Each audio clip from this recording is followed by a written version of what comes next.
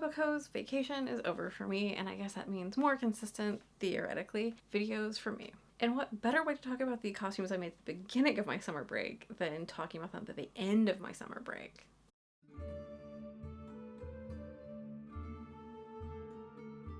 Hello and welcome to Bookhoarding by Bianca. If you missed the 2 videos I did for Virtual Gen Con, you can check them out now. I highly recommend them. There is a talk with Nikki Payne about her upcoming Pride and Prejudice reimagining, and also a panel on race and racism in the Jane Austen space. I actually highly recommend the race and racism one if you're in the costuming space and are really concerned about some of the conversations happening there around race and racism. A lot of the conversations are very similar in terms of just like weird political stuff that happens on the academic level down to the fandom level. At the beginning of my summer, I was actually at Star Wars Celebration. I drove my partner down who had to work it in May, and literally I drove him down while I was also in the middle of like doing finals week, so that was fun. But I also managed to do con crunch on top of finals week, which I think is an accomplishment. Anyway, so this was actually the first con that I've gone to since the pandemic started, and I was 100% just like not amazingly happy with how any of the actual con was done, because there were all these health and safety requirements that were just not enforced one bit by ReedPop. Which is why I'm not going to go and pay for a Future Star Wars Celebration where they claim they're going to do anything for health and safety, because they're not going to. My trust has been wholly broken. I knew that this was my first con since the pandemic started, and I wanted to be not only safe, but I also wanted to, make some things. And I decided, instead of lugging along costumes and trying to coordinate like a bunch of, changes and making sure I had every single piece of a kit, which I don't miss doing, if I'm being honest, I decided to just make my own kind of look. Clothes, casual wear, stuff to wear to Batu when we went there. So with fashion over costume, I actually made a ton of really cool stuff for me and my husband to wear, and I hope to share more of those with you, because I really have saved little samples and stuff. I want to show you how to do like Star Wars-ish looking things, including, even like the lace I did, the Padmé wedding dress lace. I remade that. I learned how to do Battenberg lace, and I'd love to show you some of that. With that, I want to get to today's video, which is about my chemise à la Padmé. So this came about because I actually had extra lake dress fabric. I did not dye it myself. I actually bought 2 of the basic costume that is out there still of the lake dress, because the sizing was like finicky, and like it was one of those, one site says one thing, one site says the other, so I'll just get 2 different sizes, and whichever one fits, and the other one I guess I can scrap into a thing, which is what I eventually did. So instead of bringing the lake dress itself, I decided to make something that was going to be like a light summer dress that I could easily wear on top of stuff or under stuff or whatever, and would just be kind of light and ethereal. I had looked at the Chemise à la Reine diagrams of like how that was done, and it also reminded me a lot of like some of the really basic Regency gowns and round gowns, where like they made use of basically like channels, like ribbon channels, to like cinch anything and shape it to you. And I actually really dug that idea, because it meant that like I could just change it and shift it. So if I wanted to wear the historical underthings under it, I could, or if I just wanted to be myself without that stuff, I could, and I could just shift it as needed. I also noticed that like there wasn't a lot of cutting into the fabric I would need to do, and I'll explain a little bit more about the function construction of the thing that I made, but looking at like the diagram, the Chemise à la Reine, it's like you really just cut in for the sleeve holes mostly, and like the neck hole, and I wanted to preserve as much of this really cool dyed fabric as possible in case I decide later on that I just wanted to like remake into something else. And I thought, this is really simple, because if I just cut out a neck hole and little sleeve spaces, it's not taking out a ton of fabric. There's still a lot of yardage left. So there are a couple of interesting things about my chemise à la Padmé. First of all, it is not actually a chemise à la Reine. It does share the idea of those channels and being used to like shape something, and also the kind of general idea of things being like easier to wear, easier to put on, and a general ease of a thing. But it does not have the sleeves, and doesn't have the strap, which is the piece of fabric that goes here, because theoretically you're pinning all the fabric along here and it kind of ends in this area, and you're doing the strap. And I decided not to do the strap. Instead, because of the yardage I had, I decided to pull it up, so that I wasn't cutting off a bunch of the bottom. Instead, I pulled it up and then hemmed a bit of the bottom, but I pulled it up so that it gathered at the shoulders, and then cut a little in for the neckline as needed. I also didn't do a ruffle along the top edge. Again, these are things that I guess I could add later on if I decided that I did want to lean into that. But I was really just going for, there's channels that I can pop ribbon or whatever in and just cinch it up and it's good to go. And again, like, this was like a week before we left, so this was a little chaotic. The second thing about this that I want to talk about is, even when we do history bounding or history inspired things, I think that it's really important that we think about the history of the garments and what was happening around the actual like the silhouettes and the symbolism and all those things. So if you want to know more information about Chemise's a la Arain, I suggest checking out all the links in my description, because I actually spent a lot of time compiling them, and also check out Snappy Dragon's video, which I will also link. All of these are really important because they talk about only the history of the historical chemise a la reine, but they also talk about the chemise or robe a la Creole. If you've never heard of it, it is one of the ways that we talk about what the women in the Caribbean, specifically the Black women in the Caribbean, were wearing. So the important thing about what was being worn by Black women in the Caribbean is that it was a kind of loosely gathered, loosely pieced together, and much thinner garment because of the heat and humidity than what was being worn by like the courtiers and like the, you know, colonizers. Eventually what we now call the chemise a la reine came from this tradition of wearing these looser, more comfortable garments that were worn by women of color. So this comfortable and functional clothing was pretty much adopted by the colonizers that were there, because realizing that that might be nicer to wear, less hot, that eventually became a thing and was eventually adopted and became, you know, popular but not popular dress. There's a complicated history of it. But the history itself of, like, you know, Marie-Antoinette wearing it and it being both a scandal and also a point of inspiration is a whole different thing that I don't even need to get into. But I do want to just bring up that, like, it is important that we understand the origins of things that we are looking at, and like, even if it's like I really am inspired by the construction of it but I might not do this exact garment, look at the history of it. Because in the same breath that we can talk about Brun's famous painting of Marie-Antoinette,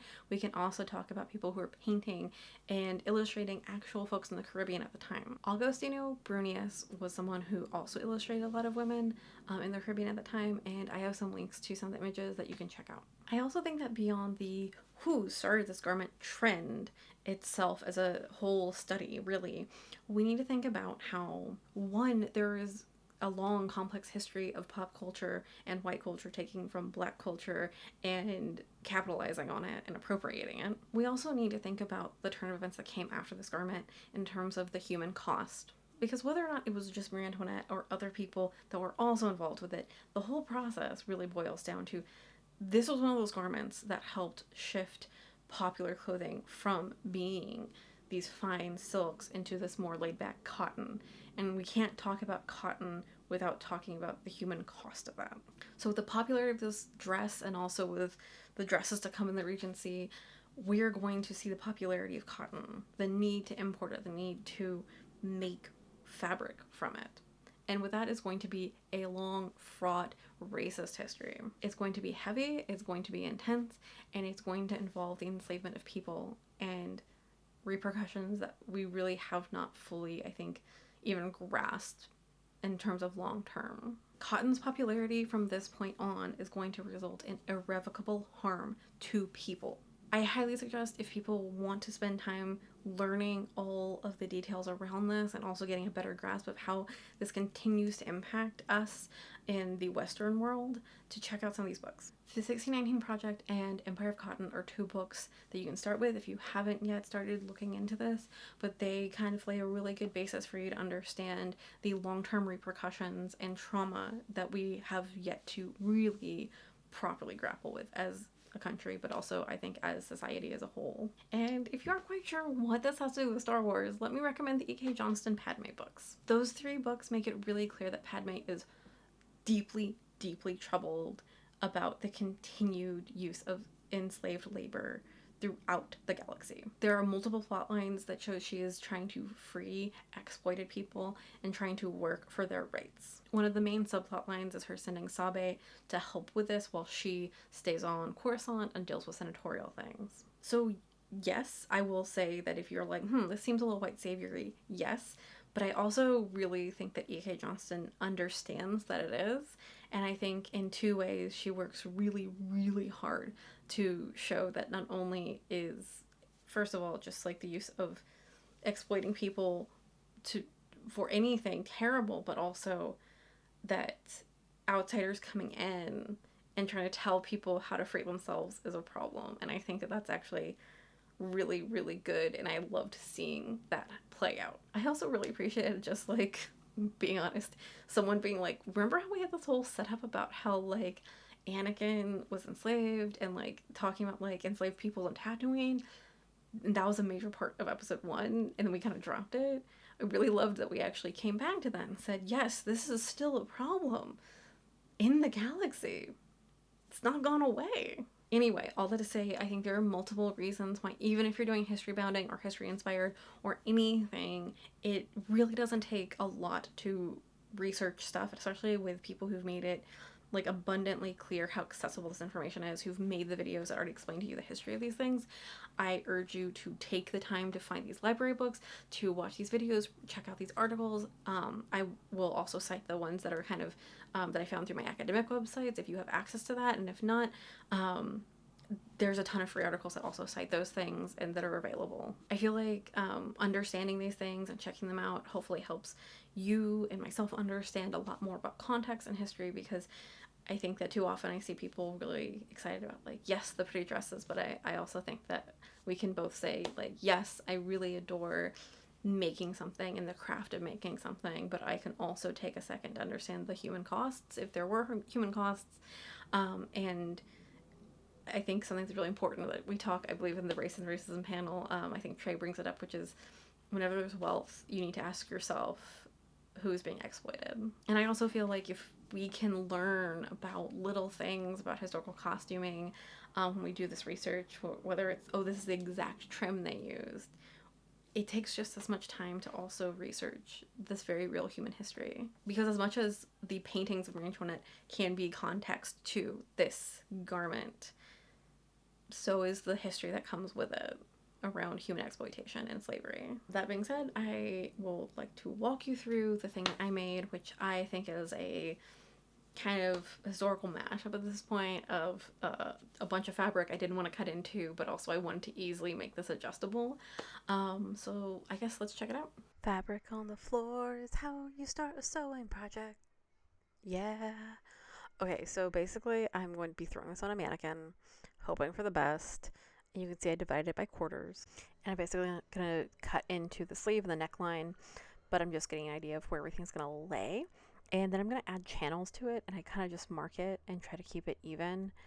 You can see here I'm still deciding what exactly I'm going to do, and this is when I decided not to do the strap, but instead just gathered at the shoulder so I didn't have to cut into as much of the fabric. And you can see the little marks there I made for my right under my bust and at my waistline, because those are the two channels. And then I also am going to have one along the neckline, if that makes sense. And then here's just like some pretty wonderful close-ups of me winding a bobbin. The TLDR is that I did try to thread and ribbon coordinate for the ombres that I was sewing through. So this is the pink. I had a pink ribbon for the pink ombre area, and then a yellow ribbon for the yellow ombre. I didn't exact match any of this, but I did my best, and that's all that matters. And then you can get a better idea here of just like, you're just sewing straight lines. You could see here that I've already sewn the yellow down, and I am now dealing with the pink, and it's fancy, right? It's so nice looking. I mean, it's just chaotic, but basically you're just putting channels in, and I have a lot of fabric. I think it's 5 yards, so I had to weight it down with my iron onto my sewing table. Here I am again, just seeing how it's going to look, and I believe I am threading the channels, so you get an idea of now it's taking shape. And again, I really like that it was kind of like it adapts as you want it to. You can change it up depending on if you are wearing historical stuff or not. And then here are the channels, and honestly, without gathering the tops of the sleeves, it gives kind of like Art Nouveau Edwardian vibes. So I kind of think if you threw a bodice over it, it would be fine.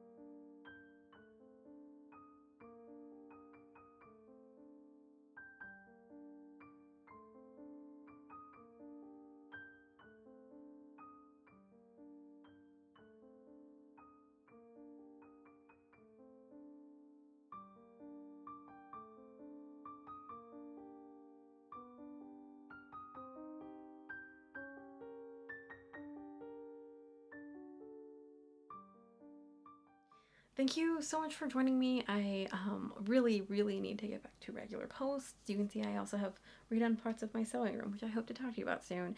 And yeah, I just want to appreciate you all for sticking around. I know the summer I was really behind things, and I think it was just because I also got a major promotion at work, so I am now a director of a thing. So that means that I, probably have a lot on my plate, I guess. So I've been trying to just keep it a little chiller.